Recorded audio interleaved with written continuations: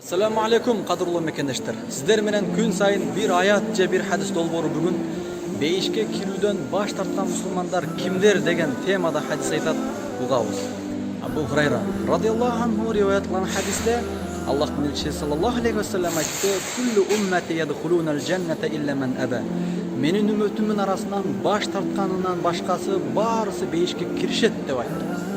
Калу я Расулуллах, ва ман яба? Ошонда сахабалар: "О Аллахтын элчиси, кимдер баш тартышат бейишке кирүүдөн?" дейт.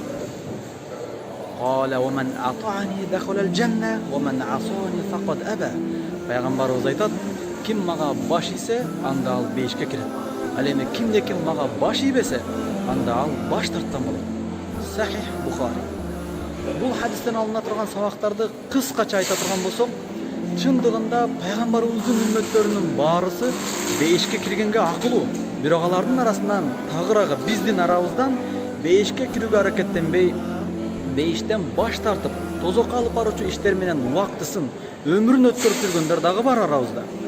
Кимде ким пайгамбарыбызга ээрчип намаз окуса, Аллахты жалгыз десе, орозо кармаса, зекет берсе, ата-энесин сүйүнсө, ошону менен бирге күнөөдөн тыйылып, зынадан, жалгандан, суткорлуктан алыс болсо, мына ушулар бейишке кирүүгө татыктуу болот.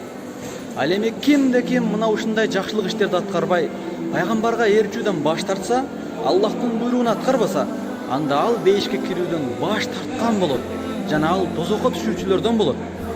Пайгамбарыбызга ээрчүүдөн, сүннөттөн баш тартуу аны жаман көрүү, бейиштен баш тарткан, бейишти жаман көргөндүк болот. Келиңиздер, баарыбыз бейишке кирүүгө аракет кылайлы.